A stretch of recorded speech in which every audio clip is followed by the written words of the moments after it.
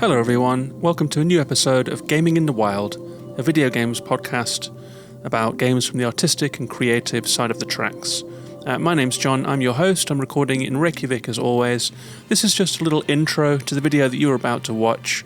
I had a special guest on the show this week, Ciaran Daly, friend of the show, who's been on the show several times before to talk about Elden Ring and Games of the Year. And we had a great conversation about Tears of the Kingdom. This time in the show, just so that you don't get spoiled, we talk about the Rito village quest in the northwestern part of the Hyrule map. We talk a little bit about the Deep. We talk about stables and wells. We talk a little bit about side quests and open world activities. But there are no spoilers in this one for the Goron area, the Gerudo area, or any quest resolutions in the Deep or anything like that. It's actually a follow-up episode. I did a solo episode last week where I talked about the Great Sky Plateau, Hyrule Field, Lookout Landing, and all of the intro part of the game. So this is the second part of the Gaming in the Wild Tears of the Kingdom review. I hope that you enjoy it. If you would like to hear a full version of this show where we talk about the PlayStation Showcase as well, and we talk about Alan Wake 2, Assassin's Creed Mirage, Sword of the Sea, and all of the games that caught our attention there, you can hear that one on Spotify or Apple Podcasts. It's an audio-only extended version. You can find all of the links for that at gaminginthewild.com. But I hope that you enjoy this video. If you would like to become a supporter of this show, you can do so at patreon.com/gaminginthewild to join the Discord and get bonus episodes. But for now, thanks for watching, and I hope you enjoy the show.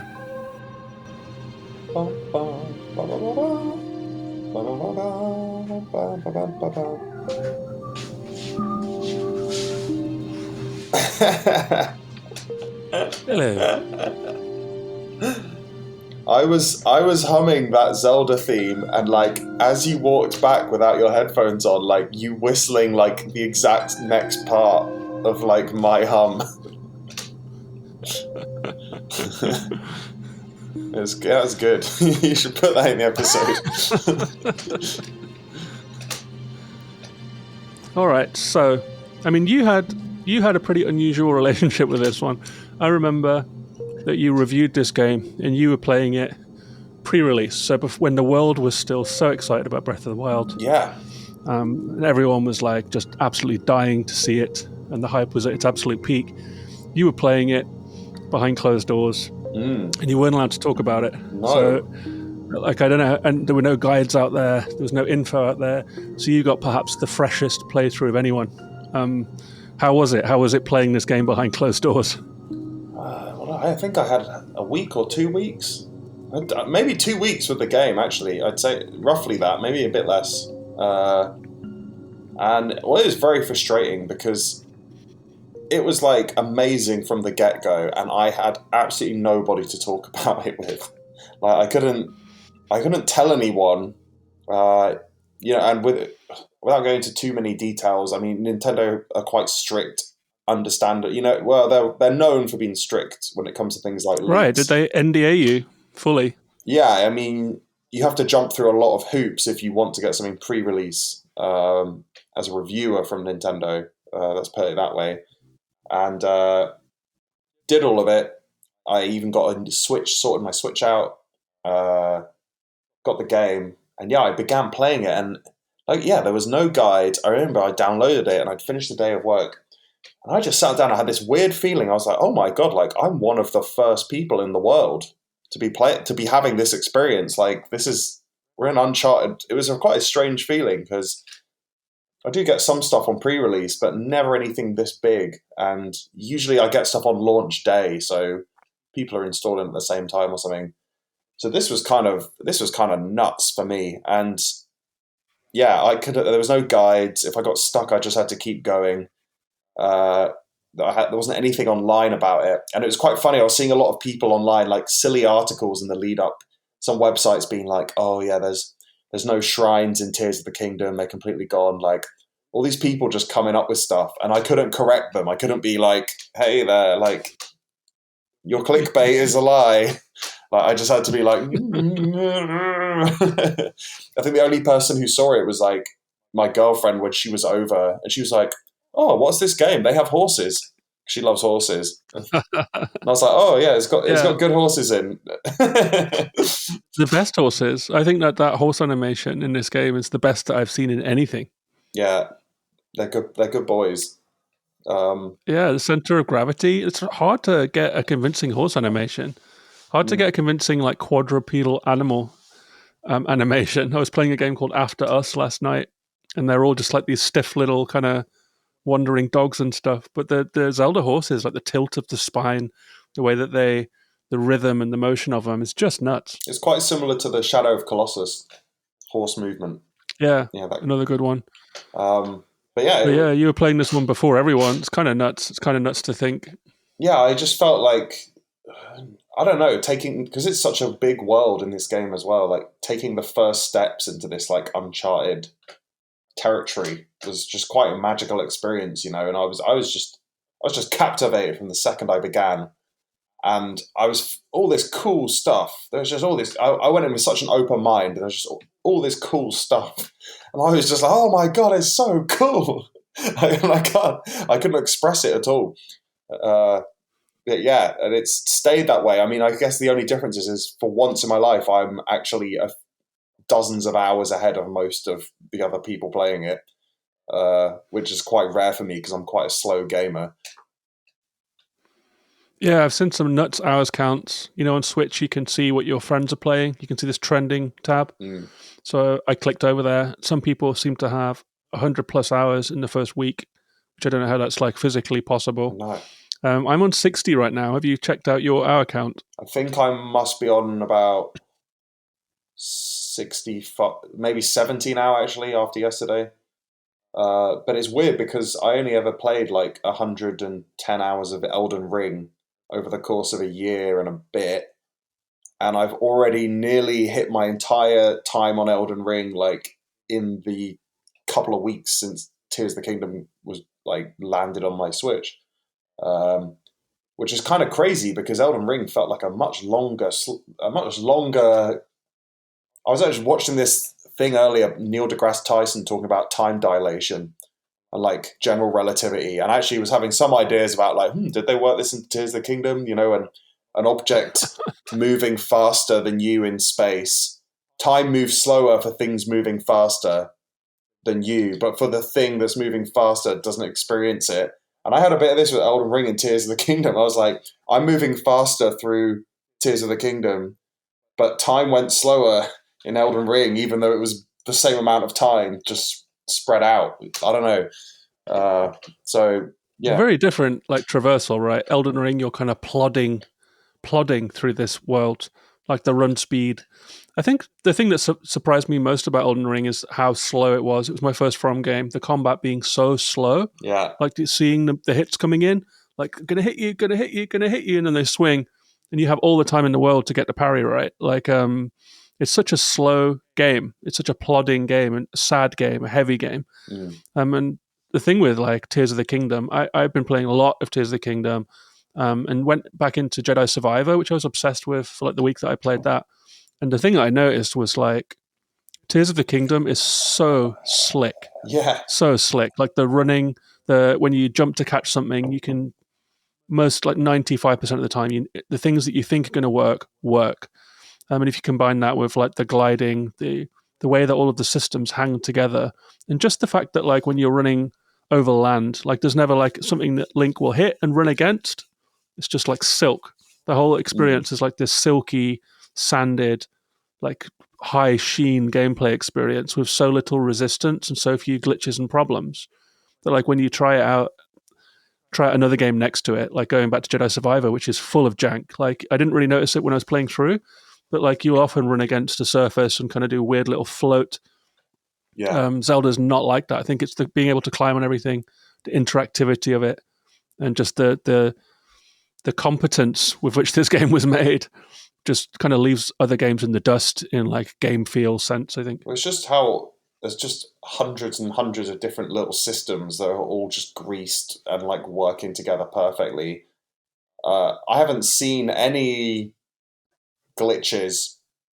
I don't think I've seen any glitches. I haven't seen anything like bug out. I haven't, in games of first, I don't even know how they fit it into 16 gigabyte. Like it's bigger than most games on like better consoles, which clock in at 100, 150 gig. They've just crammed it into 16 gig, and there's more going on. I mean, yeah, just I guess the broader point being like it's just a sort of technical marvel. This game. I mean, I don't know if my impression is that Nintendo basically exists to like make Zelda, and that's what their devs really care about and really love. And then everything else is just sort of making money to carry on with that, basically, because there just seems to be a level of love and like attention and competence in this that I haven't even seen in other Nintendo games. Yeah, it's like it's the absolute peak of Nintendo, and Nintendo is at the absolute peak of gaming in some ways, right? And they always have been. I love seeing how they persist. Like, when you've got like the PS5, Xbox, people shouting at you on the internet, whatever, about frames and teraflops and whatever, textures, film grain, all that stuff, motion blur and all ray tracing. And then here you have Nintendo coming in with this like 720p open world game running on like a kind of 7-year-old mobile phone chip. And it's just blowing all of those games out of the water through the care, attention, detail. Just professionally made game. Wow, that sounded so salty and bitchy of me. I'm not saying yours aren't professional, but just the execution is just flawless. Is what I'm saying. I've seen 2 glitches in 60 hours. It was a wolf ran into a cliffside and a shadow pop. That was it. Yeah. And out of all of the systems in this game, like, I guess we should talk about what we are and aren't going to talk about for anyone that's worried about spoilers. It's a very spoilable game. I've been very careful about it. On the last episode, I talked strictly about the opening area, new skills, and landfall, a little bit of lookout landing, basically. I think people really appreciated that. I think no one wants to be spoiled on this game. It's a game of discovery and wonder, and finding everything out for yourself is the fun in this game. So we are going to talk today a little bit about mid-Hyrule area, a little bit about the northwest of the map, a little bit about the underground areas. But what we're not going to talk about is the south, Zora, Tarrytown, Hateno, Gerudo, the Labyrinth. All of that stuff is off the table. We're not going to talk about any rare items, hidden outfits, major quest outcomes, anything like that, or the larger mysteries of what's under Hyrule this time. Any late game abilities or weapons, any of that stuff, and not much on the story either. So we're limiting it specifically just so that people can listen without fear of being spoiled. And we're going to do our absolute best on that. And I think having like a little bit of a tight focus on map areas is a good way to do it. I think the game pushes you towards Rito Village. I don't know if you listened to the last episode that I did about this, but I talked basically up until landfall. I have done Rito Village and that Rito quest line, which I think most people seem to have done at this point. And you've done that as well, right? Yeah. And we both went different ways after that. I went to the Goron area, you went to the Gerudo area. But I think given the kind of zeitgeist of where people are at in the game, it's safe to talk about Rito at this point. Yeah, definitely.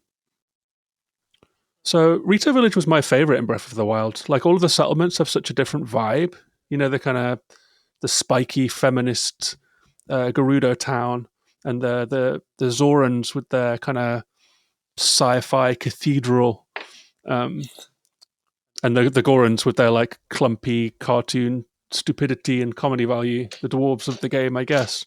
But the Rito seem like the most noble somehow. I love their grace. They're so delightful to look at. I remember coming to Rito Village and like the textiles and the way that the architecture, the way that it's built in this like tree shape. This was my favorite of the 4 kind of different race settlements in Breath of the Wild, and it was really fun to go back there. Did you go there first? Was that your first story beat that you went for? In Breath of the Wild or in Tears of the Kingdom? In Tears of the Kingdom. Yes, it was. It was. I think I sort of farted around Lookout Landing for a bit first, and actually I don't know, what did I do. I think I started in Lookout Landing, and then because there was no stable when you first got there, and I was trying to impress my girlfriend with the horses, was like, I'm going to find, because she picked a horse, and I was like, I'm going to find a stable. And obviously there was no stable anywhere near. Like, I didn't realize you had to. So I went on this big quest to find a stable. And then I spent most of my time trying to unlock the towers to open the map up. And then I went to Rito Village. So I had this sort of very meandering quest. But yeah, Rito Village, I'd say, is the first major kind of story area that I went to. I had exactly the same experience. You get a horse right away if you play Breath of the Wild, right? What did you call your horse? Well, we've been helping Addison with President Hudson's signs. This NPC fella that you see all around Hyrule who always needs your help. He is just, what a simp, eh? He is just in love with President Hudson. So we were like, me and my girlfriend were playing, she's watching me play, and she was helping me solve the Addison things. And then we were like, what should we name the horse? And she was like, name it President Hudson. We couldn't fit Hudson. We couldn't fit President Hudson the full thing in. So I was like, it can be Hudson or President. So we settled on President. So my first horse is called President. Mine was called Salad. Salad. I don't know why. First word that sprung into my mind. I did the same thing. Got a horse, a lovely one. It had like this kind of tortoiseshell hindquarters and like a beautiful mane. And I really wanted to keep it. So I ran around forever looking for a stable. No stables on Hyrule Field. And there was I actually looked it up. I was like, where is the nearest stable just so I can get this done and get on with the game? And there was one just to the west was the closest one. Went there. There's a Hinox sleeping on a bridge, and I've got 3 hearts and a stick. Like, I was not going to take on the Hinox. Yeah. So I kept that horse for bloody ages and actually found a stable as well. But I'm quite interested because you were having a bit of a nightmare your first, like, couple of days on this game. I was getting texts from you, and you were, like, having an identity crisis about, you were like, I don't know if I like it. And you seem to. I knew you would come round. Like, at the time, I was like, John, it's okay, it's good. The game's good. Like, you're going to be okay. But yeah, it's quite interesting. You've kind of, I don't know. You had a very bad start by the sounds of things. I did, and you know what? There was a couple of things that triggered that. It was like the first area, the Sky Islands, beautiful, perfect. Like, I absolutely love the curated nature of that section of game. I love that it leaves it a little bit open. Like, you have to use your ingenuity. You have to learn how to build. You have to get like a carriage. You have to use the rail cars, figure out how to get on the ice. Perfect opening of the game. Absolutely beautiful. And then when I got down to land, I went off-piste a little bit, looking for stables, and found a couple of shrines. Tried to do the shrines, and they were full of machines that I had not seen anywhere. I didn't know what they did. There's like one, you know those things that will make, you glue it onto a structure, and then when you activate it, it will make that structure pop vertically. Yeah. Have you seen that one? So I found an entire shrine that was about those. Could not figure it out. Didn't know what they did yet. Hadn't encountered them in the wild. And got frustrated and left. Went to another shrine. There was like a pinball style shrine. There's a big gold switch in it. The switch to me looked just like a lamp or something. It looked like a feature of the architecture of the shrine. Didn't even hit it. And so I was trying to solve a pinball puzzle without having even clocked that it was a pinball puzzle. So I got very frustrated with that. Did the first mission with Robbie. We go down into the chasm, the deep part of the game, and couldn't find my way out. So I kept going back to a map marker where there was nothing. And so this is like a 3-hour section of game where I'm just hitting walls hard. And I'm like, I don't know if I like the building. I don't know if I like this deep place. Like, I don't even know how to get out of here. I was getting really frustrated and mad. And I actually watched one of my favorite streamers, this guy called Kyle Bosman. Really funny guy. Great watch. He did like an 8-hour stream of his first Breath of Tears of the Kingdom moment. And I watched the whole thing like in 4 chunks. I've just been watching it while I'm cooking, then turn it off. And the next day, like, watch a little bit just when I'm doing something else. And he got stuck in exactly the same place. Like, he was like, how do I get out of the deep? Kept going to the map marker. The exit is gone. The NPCs have vanished. Turns out that if a map marker is glowing, you're on the same level as it. If it's not glowing, it's a map marker on a different level. So this is actually a rare sticking point I got with Tears of the Kingdom, right? Was that I think even if this streamer, who isn't extreme pro gamer, I would say, like a real pro gamer, Mm. got stuck in the same place as me, that's a little tripwire right there. Yeah. The getting out of the deep thing, and you have to just fast travel out. It's simple, as easy as pie. Yeah. So yeah, I hit a wall pretty hard there, and I was doubting the game for a second there. No, well, you'd have to rename the podcast. Breath of the Wild anymore. Just be like, Tears of the John. Tears of the John. Right, there was some Tears of the John there. I was definitely having a little crisis. I went and played other games for a bit, came back to it. I just kind of got back on track, Mm. I think I decided to follow the story, which is a strange thing in an open world game where it's all about experiencing it your own way, traveling the way you want to go, following your nose, exploring this vast realm. I decided, like, seeing as I'm having these teething troubles, I'm literally just going to follow every time an NPC says, "Hey, by the way, you heard about Rito Village? It's snowing." Like, all right, I'm going to Rito Village. So I just followed the trail of the story. And it turns out that the tutorialization in this game, because there is so much to teach you in this game, right? It's like the fans, it's gluing, it's how to build, how to use wheels, how to put things together. There's a lot to get into your head. It's a complicated game with a lot of controls, man. Yeah. Like I'm constantly pulling up my weapon as if I'm going to throw it when I'm trying to use Ultra Hand or whatever. There's just a lot to remember, a lot to hold in your head in this game. And it turns out that if you follow the trail, the breadcrumb trail, quite naturally seeming, but actually very well done, you will encounter half-built machines that illustrate what devices do. It's like a little cue for you to follow that template and finish a machine and then use it. And if I followed the trail, I just followed the trail of story. And I found that the game was teaching me how to play it. It was just a missing link where no pun intended, where I tripped over my feet and went into the deep end, basically. I mean, that is what's quite interesting about the shrines in this game versus Breath of the Wild is Breath of the Wild, you get your little gizmo or whatever. You get a little present in the chest, and then you'd get your what are those things called? The things that give you the heart and the stamina. You get one of those. Orbs. You get your orb. But it wouldn't really, like, everything was very self-enclosed in those shrines in Breath of the Wild, whereas in this one, I feel like every time I leave a shrine, I've not only gained an orb and a bit of loot, but I've also been taught a new way of playing the game, or like a new way of using some of the systems in it, that I didn't really think about. There's some again, I don't want to spoil any shrines or anything, so I'm not going to, but there's some I've gone into and then come out and be like, wow, I didn't know I could do that with that thing. And sometimes it's a little bit like, if it's something you already know, like it's one of those combat tutorial shrines, it's a bit frustrating, but most of the time it's kind of nice having something that you can actually take out back into the wider game world rather than just a power up. Yeah. Absolutely agree. I love what they've done there.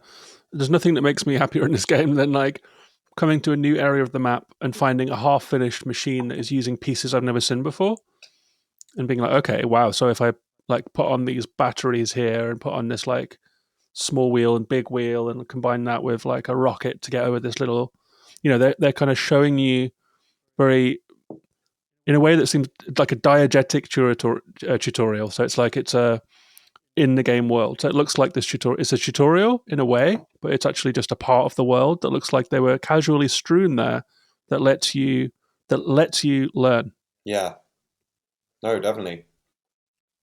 Super cool. Yeah, so I got back on track, thankfully, and now I absolutely love this game. Like I'm having like ecstatic time with this game. It's strange. It's like there are good games that you fall in love with a little bit and get obsessed with a little bit. Jedi Survivor recently for me, absolutely loved it. But this is a whole different thing. This is like, I'm emotional about this game. It's so good that I'm besides myself a little bit. Yeah, I mean, to be honest, some of the games I've loved the most ever have been ones I've absolutely hated. When I first, remember Hollow Knight? I probably had a similar meltdown to you. When I first started playing Hollow Knight, I'd be messaging you, I'd be like, John, this game isn't fair. John, I don't like this game. The game's stupid. Game's too hard. And then 70 hours later, I was like, oh my God, it's amazing. Yeah. I remember your dirt mouth text. No, the Forgotten Crossroads. Oh yeah. Like stream of angst in my chat from you. I was trying to shepherd you through it because I had the same experience. But yeah, once you get back on the rails on this one, like going to this is an interesting one. Like as I was saying, like the fact that it is Breath of the Wild was just a vast open world, go where you want, pretty much. It was very freeform, and my playthrough was very freeform too. You look at Hero's Path, just all over the map. And the story was so loose knit. It was like a very soft hold on the story in that game. Yeah. There's a story there. It's distributed through these memory points that you find. Very free form. I think this game has got a level of structure that took me a little bit by surprise. Like that initial tutorial area of the Great Sky Island archipelago was very, very scripted in a way. It still had a little bit of a loose hold, but scripted.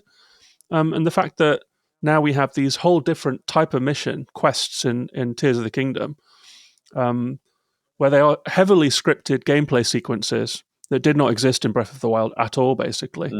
And I think that for a lot of Zelda fans who felt a little lost in Breath of the Wild and felt a little bit like Zelda had gotten away from its roots, I didn't feel that way. I think Breath of the Wild was a perfect expression of Zelda, but the fact that we now have these pure Nintendo level designed scripted story sections is a layer on top of Breath of the Wild that is getting back to the roots of Zelda, but really adds to it in a way that I was not expecting. I thought like getting away from the linearity of the Zelda formula was one of the strengths of Breath of the Wild, but now that I see it layered on top of that in Tears of the Kingdom, like I can't believe it. Really, it's like another layer, another level. It adds some variety. It adds some focus. I absolutely love it, and the Rito one just absolutely blew my mind. I mean, that's exactly it. It really, isn't it? It's because there's still the same freeform. Like when you're on the surface world of Hyrule, there's still that freeform, like fart around, like have your own little adventure freedom that was in Breath of the Wild. But whenever I start losing interest and losing track a bit, like I know I can just go follow these side adventures or go to the depths or go into the Sky Island and or just follow the story and bring in structure again. So it keeps it fresh because it's not just completely linear and it's not just completely, fuck around. It's you have you just have so many options. I think this game above all is just giving players options in everything you do. Like whether you want to just go around looking for Koroks, or if you want to just blaze through the story and do the whole actual legend bit of Zelda. Yeah. Actually seeing in the some of the promotional materials for it, and I really liked something they put in there in one of their press releases or mail outs, and it was kind of like they played into the Legend of Zelda thing by saying Tears of the Kingdom is because it's a legend. I'm not phrasing this as eloquently as they put it, but it's because it's a legend, we know that Link went to these places during this, but the order is told differently depending on who's telling the legend. And I just thought that was really cool. They were like we know he went to Rito Village, we know he went to this place and this place and this place. We don't know what order he did it in or when he went. And it was kind of this nice way of bringing the player into this mythology element and how you're kind of creating your own mythology as well as experience. Yeah, there was a conversation about this on the Discord. People were talking about what makes, because this game is an open world game and there are so many of them, but this one has got such different qualities to it that just feels entirely different. It feels like its own thing, which is an amazing achievement when there are, scores of open world games all trying to chip away and get the perfect formula. And this one just seems to stand apart from them. One of the things that we talked about, I was talking to Grabaloid and Poke Kid Blake and Narita Boy about it, and Soccer, I think, in our Tears of the Kingdom channel on Discord. And we came up with the idea of authoring your own story, basically, feeling like you are writing your own story as you play a game, and you're doing things in a way that other people have not done it. And there's a sense of agency and a sense of possibility. And that kind of fits with what you're saying, I think. Like the sense of freedom that you have in these games, and the sense that it's not like a. This is why I'm so surprised that the scripted section slots so eloquently onto the open world formula, because you still feel like you're writing your own story, but there is a sense of the legend of it all. I think this Rito village section, you get to Rito village, there is a young Rito called Tulin, who is and there is a storm over the town. It looks different from the way it did in Breath of the Wild. It's snowbound. They rewrote the theme so that it's a snowy version of the Rito theme. It's like a new way to see the same place. And you basically have to follow this young Rito called Tulin, who is struggling to get up to find the source of the storm in the sky that is making life very difficult. They're not getting food, all that stuff. So you follow Tulin up a mountain. Tulin lends you their ability in this game, which is to blow wind with their wings so you can glide further. And so along with this little NPC buddy who's given you a new ability, you work your way up through a series of skylands in a very scripted sequence of gameplay that felt to me like mythic. It's like, as you're saying, it was bringing the legend to the Legend of Zelda. Like this felt like a Greek myth. Yeah. And then Link like climbed the Sky Islands and was bounced, like going across these airships towards the storm. Like as I was playing this, I was tingling. I was like, I feel like I'm playing like a Greek myth in this game. Yeah. No, it's just but part of me is also a bit like, I don't know. I don't, because of how open-ended it is, I think there is a bit of a conflict because I don't feel any urgency to like find Zelda. I don't know about you. I'm just like, she's out there. Like, she could be anywhere. I don't know where she is. Like, I could happily just fart around and like, do we need her back that quickly?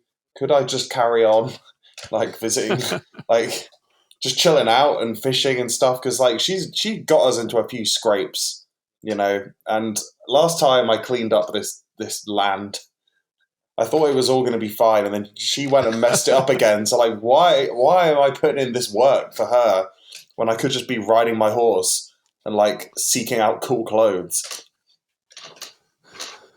Yeah, it's different to. I think Breath of the Wild was the same, right? It's like Zelda is in Hyrule Castle. You know where she is in Breath of the Wild, and she's holding off Ganon, and she's been doing it for 100 years. And then you're Link, like picking up chickens for some local farmer and throwing them into a pen, and like snowboarding down Mount Hebra. And Zelda all the time is just like sweating away in Hyrule Castle, spending all of her strength on keeping Ganon away. I like that they shook that up. So yeah, in this game, like Zelda has vanished, and there are sightings around the kingdom, and you're chasing around trying to track down what's going on. And yeah, the Rito is like a Zelda sighting potentially, but it's also this immense quest. And I guess the thing that really struck me about it was as I was jumping up the ships, because you jump up a sequence of ships. I saw them right at the start, actually. I looked up into the corner of the map in the sky and saw these ships circling a cloud. And it's one of those moments in this game where you see something in the sky and you're like, I cannot wait to get there. There's another one where there are like waterfalls coming down from high up in the air. There's like a big cube in the distance. Sometimes a dragon catches your eye. All of this like sky magic catches your eye as you're walking around the world. And I was kind of surprised and pleased that they started the quest lines off with a bang, basically, because we got straight up into that sky armada. And I really enjoyed this ascent through the ships, where you have to jump, you have to use your ascend ability to go through rock. You have to combine it with your new Tulin ability, which allows you to glide straight without dropping. So you can do these precipitous little flights between blocks.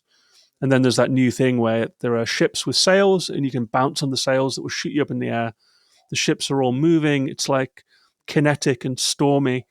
And the whole experience of the ascent to what lies in the heart of the cloud just absolutely blew my mind, honestly.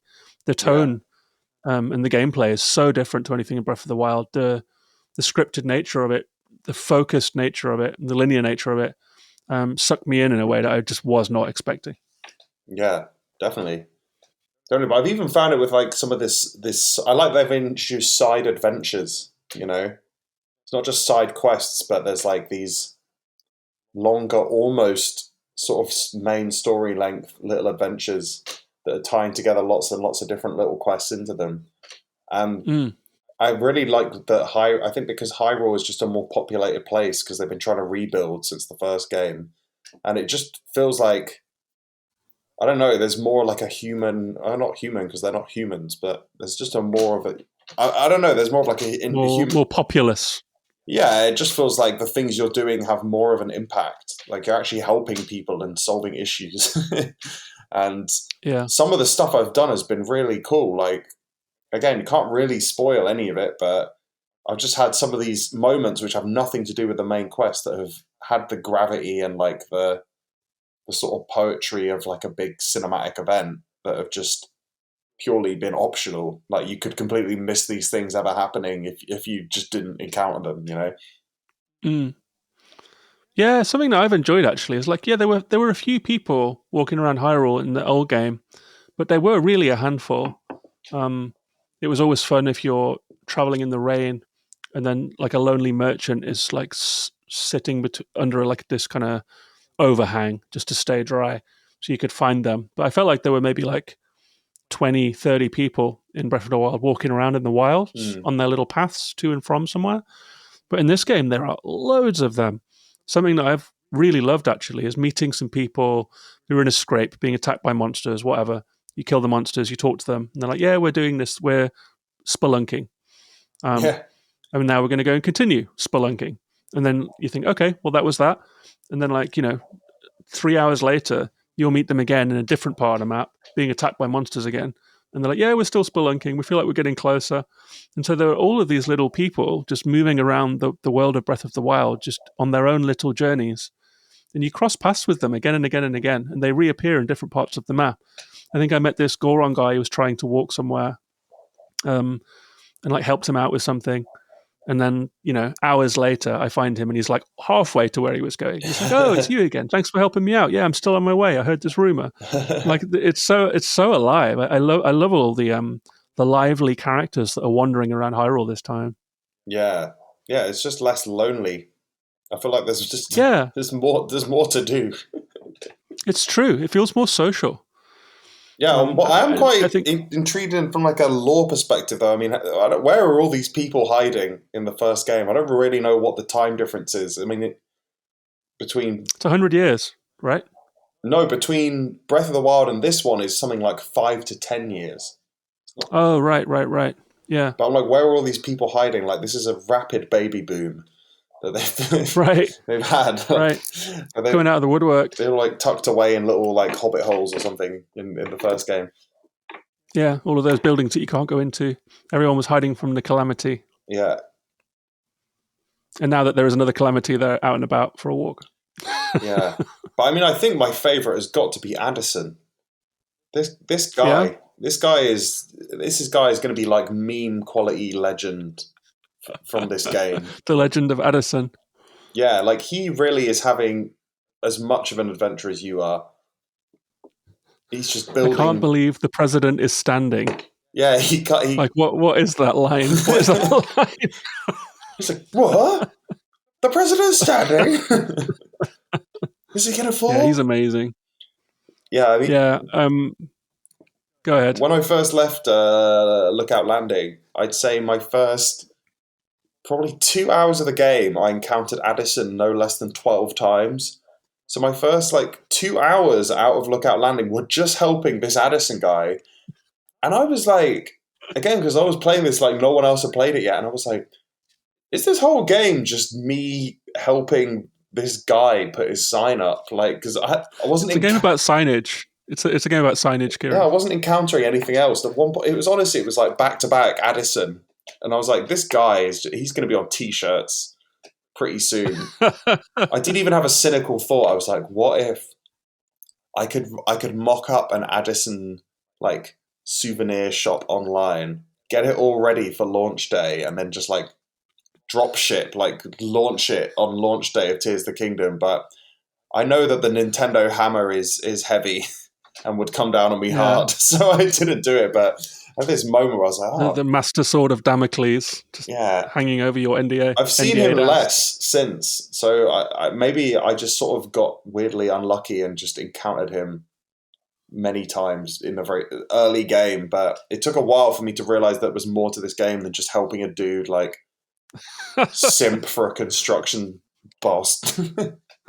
I have to say, right, when it comes to Addison, this is the sign wielding guy who has these difficult, weighty, bulky signs that he's holding up, and you have to use nearby wood and stone to make the sign stay up. And when you do that, Addison is grateful and thanks you with a meager sum of rupees and some rice, traditionally. Sometimes a bomb as well. But sometimes a bomb. If you're lucky, you get a bomb.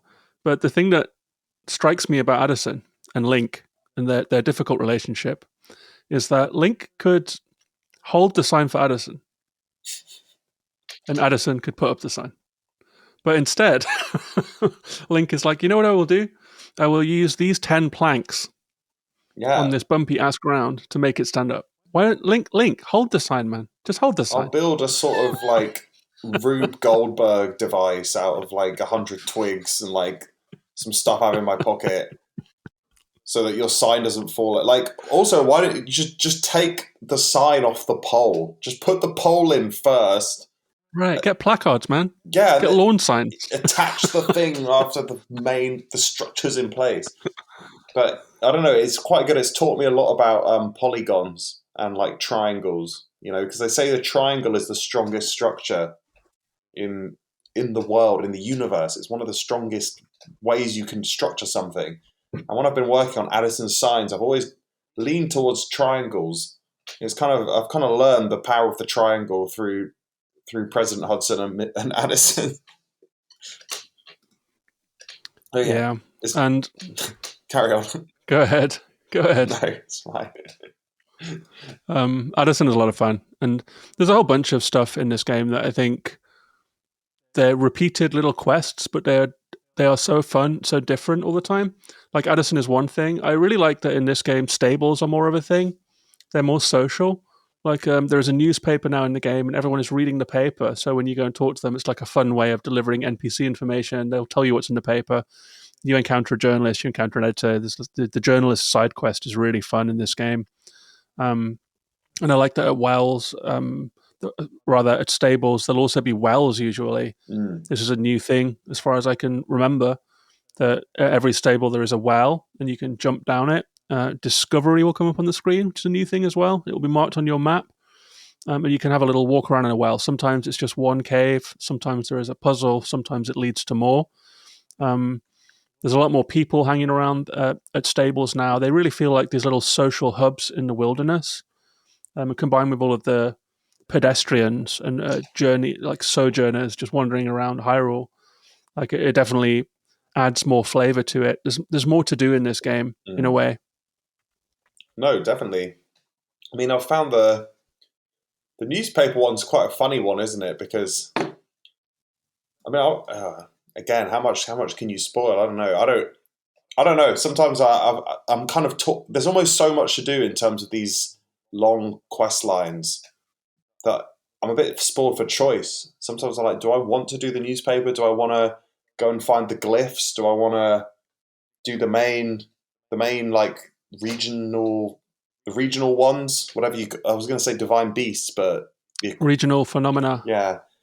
Regional phenomena. You can talk about the newspaper quest. I think maybe not the ending of it, but like what it entails to actually do it. I mean, it's on the way to Rito, and we said we were talking about the Northwest. Yeah. So as long as it's not the resolution of it, I think it's fair game. I haven't actually finished it. I've probably because of just getting distracted and not knowing what to choose. But it's almost like I don't know which of these quest lines is more important. Like, do I just want to help this bird with his newspaper? Do I want to uncover ancient mysteries? And I'm enjoying the bird guy. Like, I think it gives you a reason to go to stables. I like also going there and getting your pony, pony token, pony points? Pony points. Yeah, and unlocking things you can do with customize your horse. Yeah, another new fun thing. Yeah, it's fun. I just think it's kind of funny they have this like 1920s, hack like approach to like, we're working the new you're working in the news, boy. Like, forget all that savior business. You're gonna go do some journalism, find out what's happening in the Yeah. stables. Like, it's just a really fun little take on different. I guess a lot of when they're bringing these NPCs with these little quests, and probably the same with Addison, same with the newspaper, the Clover Gazette. It's like these people having parallel adventures to Link, like exploring the same places, doing the same, having the same sort of struggles, but coming at it from the approach not of a warrior and not of like a swordsman or whatever they want to call Link. It's like we're still trying to solve the same issues here, but in a very, very different way. And it just adds so much like personality to the game. Having this, especially having like a journalist character who's like, we're just going to like inquire and examine this rather than go in and chop everyone's heads off or something. Yeah. Yeah, and like the more that you talk about this stuff, the more it makes me think that one of the big changes to Hyrule here is that in Breath of the Wild, it was like a handful of villages in these tiny outposts where there wasn't really much. And it felt very disconnected. It felt like a broken society. And I guess it was like a different time in the chronology. Like there was an active Ganon problem. Yeah. And so maybe everyone was just hiding away and they were just still rebuilding. But in this game, it feels like people, you hear a lot of NPC dialogue about people delivering things from village to village. Like, I'm taking this stuff to sell at that village, and my friend lives in Rito village, and I have to go and see them because of this over here. You have the newspaper that is recording all of the news of the entire kingdom and distributing it again. And so it feels like this society, and if you combine that with all of the people wandering around on their own little adventures, it feels like it does feel like a more social, more connected world now. Mm. Yeah, I mean, what do you think of the depths? Because I do not like it down there. Right. So we didn't touch on this in the last episode, but I think there is a depths mission in the tutorial where Robbie takes you down there. There are these big red gloom covered sinkholes all over Hyrule. And I think at this point it is safe to talk about it just a little bit, right? So what has happened here is that after the intro of the game, um, Hyrule Castle's been blown up in the air. There is gloom coming out of the earth, which is like the inciting incident of the game. And these sinkholes are everywhere. And after you get your paraglider, which happens as soon as you hit land, basically, if you follow the tutorials like a good little player, which I do advise in this game, you find out that you can parasail and fall and dive down these sinkholes to what lies beneath. And what is down there is the deep. And we're not going to go into too much of it because I get the feeling that like we're trying to judge where people are at in their Zelda journey. Yeah. And I think, like you, most people find the deep to be intimidating and the most strange part of the game. And so people are running around in the overworld, they're exploring the Skyland, they're doing little quests here and there. But the way that the deep works is when you get down there, it's pitch black. It is a vast expanse of darkness. This is so cool. I feel like the deep could be an entirely different indie game or something. You get these light bud arrows, little glowing arrows, and if you shoot them, they will arc through the darkness, hit something, and illuminate that spot. Mm. And so you have to walk through this darkness. There are little glows. You can hear the cackles of monsters. It's claustrophobic and weird. But yeah, you light it up bit by bit. You start to light it up and realize that there is quite a lot down there. Won't go any further than that, but there is mysteries to find in the deep also. But I mean, as far as I'm concerned, I thought this game was going to be Sky Islands and Hyrule. And the fact that there is like a whole third layer to it that no one was expecting, and it's a completely different form of gameplay, a completely different mode of exploration, and the darkness is so contrasting. If you go up into the Sky Islands, there is golden light, there is slow ambient woodwind music, the singing of birds, flowers. You're flying. You're in the clouds. It's like a dream. And then when you go down into the depths, it's inky black and cackling and scuttling, and it's like a nightmare down there. Like, this is an unexpected addition for me. I love that it is in the game. Well, yeah, I don't know if it was really in any trailers or anything. And also the fact they didn't really introduce it straight away in the tutorial section. So if you made landfall, and then you just decided not to follow Robbie's quest, like you could have quite easily just. I actually think I didn't go down there for the first like 5, 6, 7 hours, maybe 10 hours. I was down there. I just was like, oh, those scary red places. I'm not going there. And you dive down as you're falling down this pit, and then you hear the same music, like the piano, like, and then it like opens up and it goes like, and like, yeah, it's nuts. And total moment. Yeah, it was just a curveball. I mean, I have some friends who've said like it's their favorite place in the game. They're like, this is the best part of Tears of the Kingdom. I've heard a lot of that too. I think it's that contrasting factor. I'm just a scaredy cat. I don't like spooky places.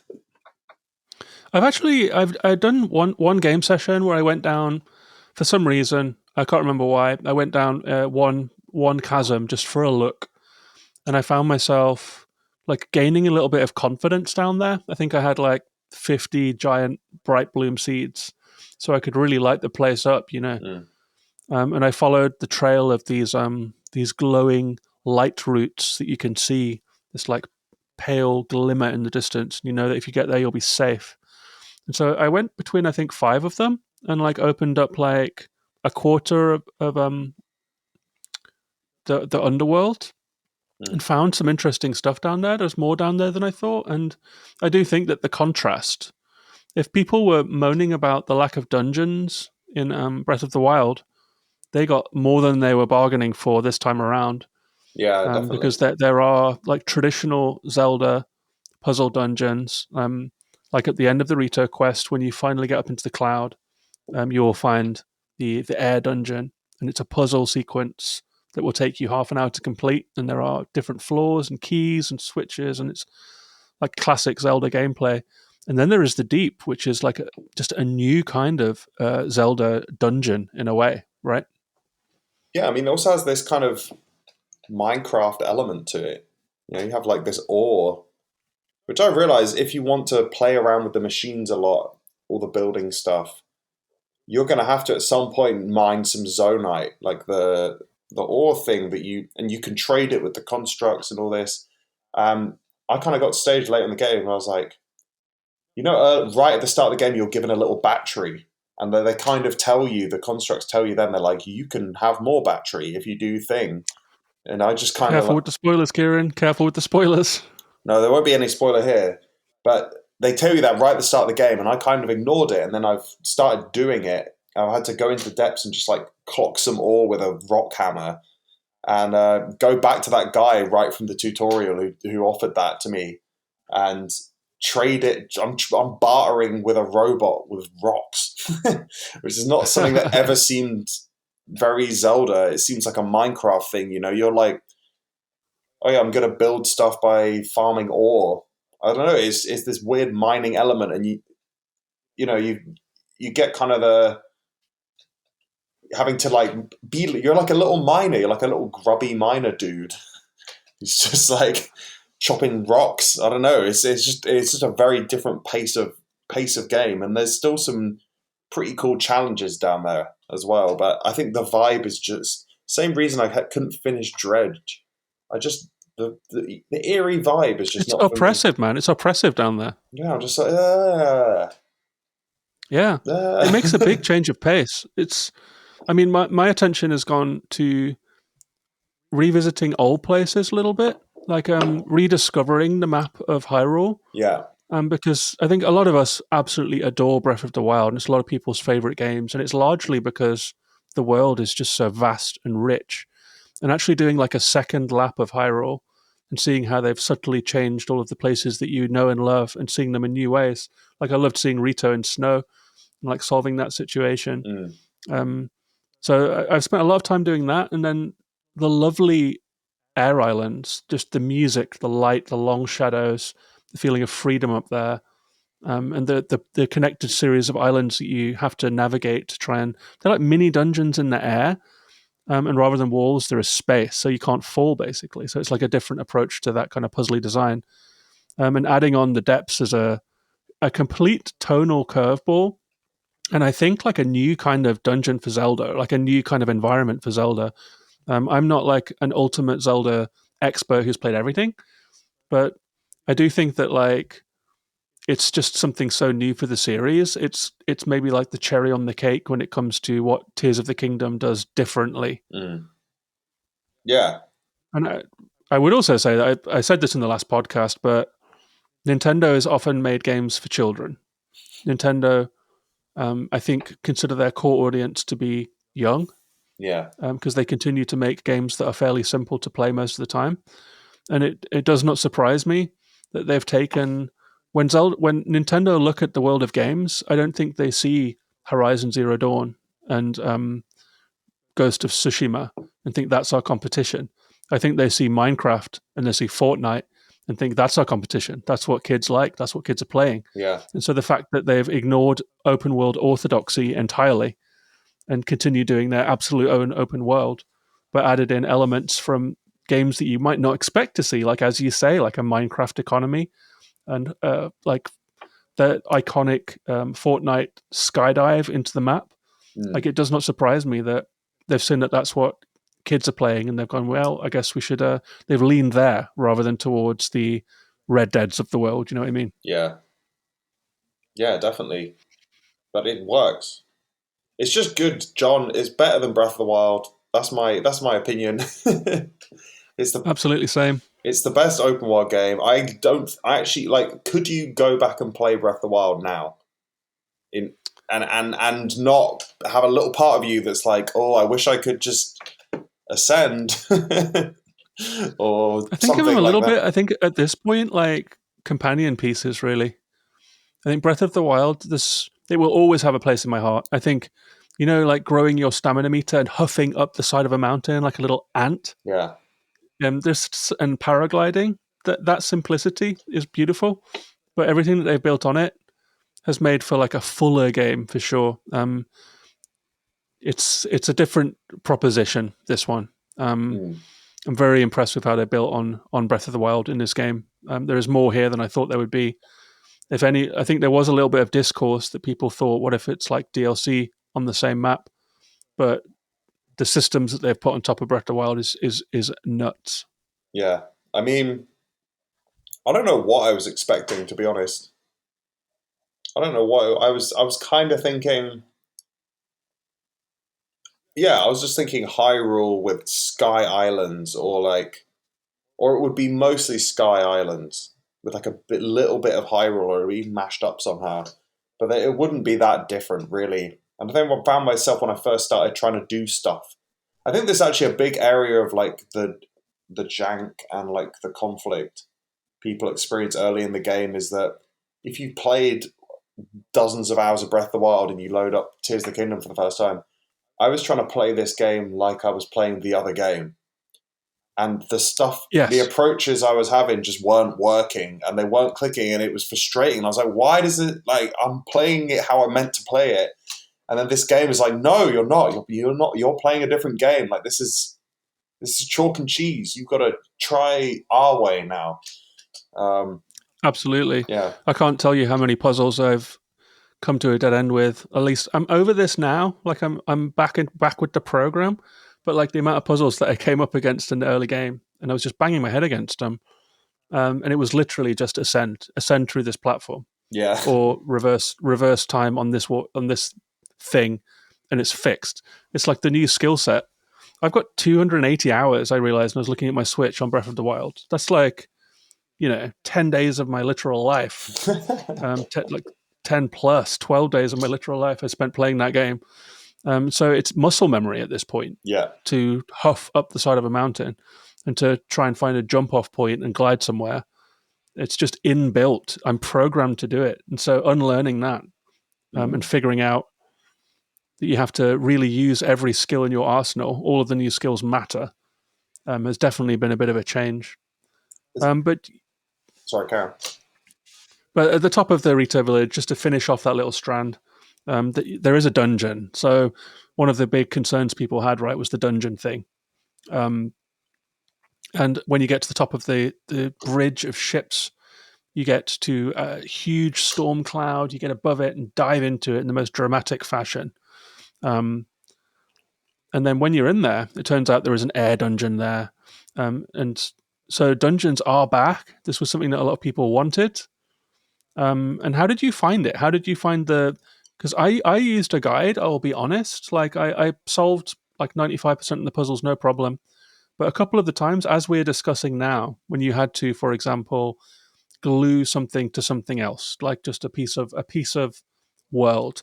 Well, I guess we can talk about it. We said we were going to spoil this, but there is one point where there are two cogs and they've been split in half. Yeah. And I could not figure out, like, how do I get this to work? I was trying to use all of my ultra hand, trying to pull them, push them. It turned out the solution was to use a fucking icicle, break down an icicle, glue it to the cogs, and then they all start turning together. So you have to use the environment in a way that I just did not think of and would never have thought of. Same with a switch. There's a door with a broken switch. You have to glue something to that switch to open the door, right? So in that first dungeon, like I hit walls, and I looked up those two solutions. I looked up. How did you get on with this in a guide-free pre-release situation? I had absolutely no problem. To be honest. And I don't know, because some of these puzzles, especially that one in particular, it's a Half-Life 2 puzzle. It's like exactly Really? ripped straight out of Half-Life 2. Like you've got a broken cog, you need to find the thing that goes on the thing and so you can turn it. Like, so maybe it's just I've played different games, but it just was a familiar puzzle to me. And I think I just turned on my auto hand and I was like, okay, what's glowing around here? Oh, there's icicles. And Right, you just got it. I didn't get it, man. I didn't get it. But I think that you're a little bit of a different kind of gamer to me in that way. Like, when it comes to sandbox mischief, I think that, like, there are kinds of gamers that do and don't like that. And I think when it comes to Zelda puzzles, like, Zelda puzzles are usually like push the block onto the switch, and then what do I do with this other block? Yeah. And like being able to easily identify everything that you're supposed to use and then just execute. So it's a logic puzzle, you know? Yeah. But these puzzles have got a bit more of a creative spin on them. Like looking around to see what I could break off in the world is not something that occurred to me. Like I just looked at what was there. Like I see the turning cogs, 3 of them, bit of a gap there. Can I pull them closer together? I just think about what I see right in front of me. You know what I mean? I mean, I think that maybe I tried it first. your with sandboxy mischief is helping you out there. Yeah, definitely. I mean, I tried it first with a spear, I think, and then the spear like didn't have enough like purchase. I don't know, is that didn't have I couldn't get a purchase on the cog with the spear, and it snapped off. And I was like, okay, well, it needs to be something bigger than this. Like, but I don't have anything bigger. So what is bigger? Oh, icicle. And I think I don't know. In this game, it's the puzzle is the physics. It's not the bits and pieces, you know. And I think that's what you're ultimately playing with.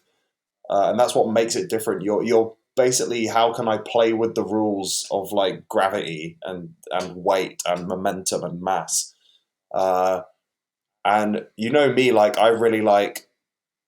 I like anything around games where people break the rules. I like mods for the same reason. Like, how do you take a little mechanic from one game and then turn that into another thing just by messing with the code? Like, even people who, like this, you see there's people who complete Ocarina of Time in 6 minutes by like backflipping through like a gap in the wall and all this. Like, I love that kind of stuff, you know, and this game just kind of lets you really do that. And I don't know, yeah, I just maybe, but also maybe it's because I didn't play Breath of the Wild as recently as you did. Like, it was a couple years. I think when you came to visit, I'd already completed Breath of the Wild and I was sort of revisiting it and just chilling out with it at that point, but I'd kind of stopped playing. So I didn't quite have it didn't have the same hooks in me in terms of how I've approached problems. Right. Shaking off the dogma a little more. Yeah. I also think maybe, but it might even have been something as simple as like earlier in the game, an enemy fired an arrow at me and it hit an icicle and the icicle fell, and then I realized I could pick up icicles. So maybe a spontaneous encounter just taught it to me sort of subliminally. and in a way it didn't for you, you know. Right. Yeah, I missed those cues. I didn't get that cue. And that's what I was talking about at the start of the game when I had my difficult period with Tears of the Kingdom. It was because I was missing cues, or I hadn't had the cues in the right order to be able to have built the knowledge I needed to solve puzzles. So, yeah, that's another one for me too. Like, if I did what I tend to do, which is go off the beaten trail and wander around the hills and just end up somewhere, maybe I've missed those stepping stones that have been laid out for me elsewhere in the game, where you will be attacked by an enemy that is holding an icicle, and that will just plant that in your brain. You know what I mean? Yeah. So I do think that in this game, like with the vast grown possibilities of what you can do, I do think that introduces much more potential for confusion and missing cues, especially for the way that my brain works, at least. I think the only stuff I've really missed, like had to actually look up, is when you encounter an NPC who just says like the most cryptic shit to you with no, like, you don't get a quest marker, you don't get any information, you don't get an object. It just is like blah blah blah blah blah blah, blah dot dot dot, and then you're like, when the owl flies above the 7 pancakes, yeah, and I'm like, fire an arrow towards the moon. What? Like, excuse me? Okay, and then I Google that because I'm like, what? I'm not wasting time like doing your riddle, man. Like, just tell me what you want. Yeah, absolutely. Like, what's in Lookout Landing? You've got the little stone man, and you speak to him, and he's just like, Poe, Poe. Yes. And I'm like, what do you want? I don't know what you want. Leave me alone. Exactly. Such a creepy little thing. But yeah, just to round this out then, I mean, I've been quite late to the game with fusing as well. Like, you know, enemies will come at you with all kinds of funny shit. And it's almost like the ways that enemies have combined elements into strange weapons teaches you the possibilities of doing so. Like, I was like a bokoblin with a mushroom came at me one time, a mushroom attached to a spear, and he hit me with it and it bounced me. Yeah. I was like, okay, so if you put like a mushroom on a spear, that enemy has just taught me that some things will create a bouncing effect. And so I've started fusing more now. I was doing some of the obvious stuff, like sticking a soldier construct horn onto a Zonai weapon. Yeah. Basically, it's a little sub-game, right? It's like, how can I combine all of the hundreds of things in my inventory, like maybe too many, to make the most powerful weapon? But what's the most powerful weapon that you've come up with so far, and how did you find the fusing and the weapon grafting? Fusing. It's quite interesting because I remember one of your complaints about Breath of the Wild was that you don't get to hang on to weapons you like, but this lets you, like, I have favourite combos now, so I feel like I don't really lose the object that I enjoyed using, because you can just be like, there's a couple of bits of loot that I'm like, I really like that, I don't want to break it, so I'm not going to use it, it's just going to sit in my inventory, but on the whole I'm like, yeah, like I really like that combo of this thing. So I've managed to make like quite powerful, again, I don't want to get spoiler territory, there's a couple of things you can fuse which will give you an insane combat bonus, but only for one hit. So it'll give you a single hit of like 90, and then that's it. Wow, 90. Crazy. So, you know, there's moments when you're in combat that can be kind of useful. You can one-hit something with that, probably. I found it more interesting, actually, when I've had to kind of make elemental things, you know, when there's been enemies that can, or say I've run out of arrows and it's like, I know I can only attack this with lightning, and I'll have to like find something lightning to go on whatever. Right, like vault fruit. Like a soup ladle attached to like an electric watermelon, and I just throw that at someone. Something like that, you know, or even the fact you can attach Zonai devices to weapons is quite... when they first introduced rockets, and you realize you can fuse a rocket to your shield, and then like, you know, and you go like fly up into the air. I thought that was amazing. I was like, wow, oh my god, there's untold limits here. So I've had more fun with the ones where it's not just been a little buff for combat, but it's actually been like a weird little new way of moving through the world. That's when I've enjoyed the fuse the most. Same with Yeah. adding a fan to something so you can blow it away or anything like that. Yeah, I haven't really used devices that way at all. I think the one that I liked, again, it was because an enemy dropped it. It was a flame emitter on a shield. And if you guard, then your shield will start to spew out flame. So what you can essentially do is guard whilst also attacking. Yeah. And that's fun, like especially if you're in dark places, like being able to just blast things that are coming towards you with fire without even swinging your weapon. That's been like a really good fuse for me. Flame emitter shields. I think the craziest ability, and it's one that isn't talked about much, is recall. Recall. This has like untold possibilities that I had not even considered at all. Like, because of the properties of how things, like if you use auto hand and you pick up a rock and you try and hit a bokoblin with the rock, it won't do anything. But you could wiggle around the rock and then rewind, and the rock will move on its own and it will hit the bokoblin and do hit damage. So sometimes you just make these crazy, you see on Twitter a lot of these videos of just people making crazy death traps that like you do your rewind on and it just will just take out all the enemies, and Link's just stood there like, Wow, I haven't seen those. That's really fun. Yeah, I never thought of using. I only use recall in puzzle emergency. You know what I mean? I haven't used it in gameplay. I think you see those big bokoblins, like the big chunky ones, and they've got all their little minions following behind them. I was fighting a bunch of them once, and I got 2 icicles and attached them to a stave in the middle, spun it round in a circle, dropped it, and then summoned them all over, and they all ran at me. I rewinded it, and the icicle thing went like whoop, and then it just started like, and it just and it just killed all of them, just wiped them out, sent them all That's flying. Crazy.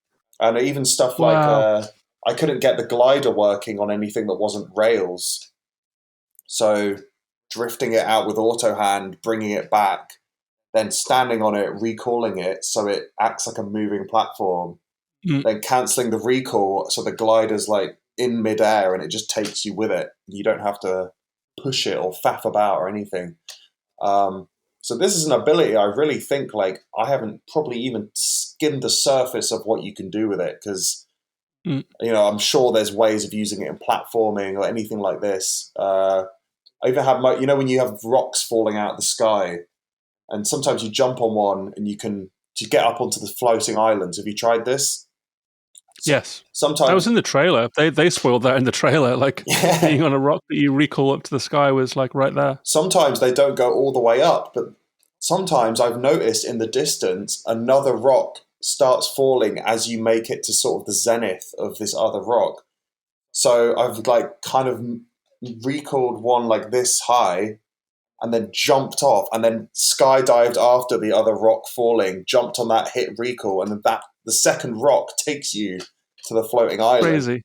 But you've got to just be quick and got to be ready to jump on it. And wow, that hadn't even occurred to me.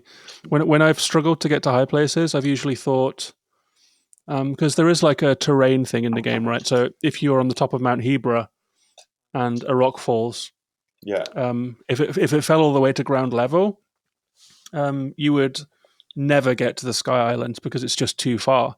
But if it falls onto a mountaintop, then you can get unfathomably high because you're starting from such a higher position. You know what I mean? But so what I've you only can approached do it that is, way. because you can, I've realised you can recall from any distance. So if you can see it falling, you can recall it. So even if it was like you were in the peak of the mountain and it was going to the bottom, you could recall it from the bottom and it would meet you halfway up and you could jump on it and like go all the way up. So yeah, so cool. You're playing with time in a way, and I think that's a crazy mechanic to bring into a game. And I think it's so out of the ordinary, the reversing the motion and like the movement of objects. I don't know, it's such a lateral way of thinking that I haven't even really thought about how to use it, because it just doesn't, it's such an unintuitive way of approaching a physical problem, you know? You're like, I'll just rewind time and gravity would be solved. Yeah, absolutely. I feel like this game, like a lot of people still play Breath of the Wild, you know, and like you see these crazy videos that, you know, I don't think it's putting 2 and 2 together and getting 5 to say that Nintendo probably saw the way people were using and breaking and extending past their intended use, the physics and conductivity and skills of Breath of the Wild. And like even in the trailer, not the trailer, but one of the launch presentations, Nintendo sort of stressed that. They were like, we want to see your creativity. I think they want to be surprised. And they've set up the playing area and they just want to see what the world is doing there. Yeah. Yeah. But I don't know. So, carry on. Yeah, you just see those mad videos where you have the little, I don't know, Breath of the Wild, I barely used the abilities. Like, I'd use them when you needed to for puzzles, but they just felt sort of like a secondary thing. They didn't feel like that integral. Like, I could have quite happily just blobbed along without it, really. I think a lot of those, they just sort of seem like nice to have, but not that necessary. But you see these videos of people who manage to, like, soar halfway across the map, Breath of the Wild, by, like, slowing down time, launching a bomb, like, jumping on it, and then somehow blasting a robot, like, a mile away, and then landing on it and just slapping it in the head and killing it. Yeah, I mean, they must have watched that stuff, definitely. Yeah, and it seems like this game is going to live like forever. Like the amount of stuff that we're talking about, like the world is experiencing this right now, and like they've only just started getting creative with this game. So it really does seem like we're going to be seeing crazy videos of what people did in Tears of the Kingdom for a really long time. Yeah, definitely. But yeah, I think that's a good run. Like we've talked through the Rito quest, we've talked through a little bit of depths, a little bit of physics and puzzles and abilities. I think that's a good stopping point. I think like a lot of people from what I'm seeing and hearing have passed that Rito point, have done a little bit of depth. So I think that this was like for this moment like a good spoiler safe take on where we're up to in Zelda. So thanks for joining me, Ciaran. It's really fun to talk Zelda with you. You know what? It's fun to actually talk about it finally, because it just wasn't allowed. It's not cool, you know? It's not cool to not be allowed to tell anyone. Right, you're getting out all of your pent-up Zelda thoughts and energy. Yeah. Imagine, like, you were the first person on the moon and you're like, oh, you're not allowed to tell anyone about that. That's embargo for 2 weeks. You're like, the moon's awesome, but just keep it to yourself. So yeah, it's good to get it off my chest. This is the confessional Tears of the Kingdom. And also, nothing I really have said is a spoiler, I don't think, compared to day 1 or 2 of the game when I was talking to you about it, and everything I said was a spoiler purely because you hadn't done it yet. Exactly. You had like 40 hours of game in your head just bursting to get out, and I was like not letting you tell me anything. We still haven't talked about some of the stuff you told me in that first week. It would still be spoilery for people. Yeah, you did a good job. Good job with the spoilers. And I've got a feeling that like if you're up for coming back at the end of the year again to talk about games of the year, then we'll probably be talking about this game again, and we can like recap on the later stages of it and how we got on, if you fancy it. I think I'll still be playing it. Yeah, summer for me is not a gaming time, so I'm just going to be bringing my Switch with me places. I think this is just going to be the only thing keeping me going. All right. Well, looking forward to it. Thanks for coming on. Thanks for talking about the game. Thanks for having me, John. Cheers. Safe Hyrule. Da, da, da, da, da.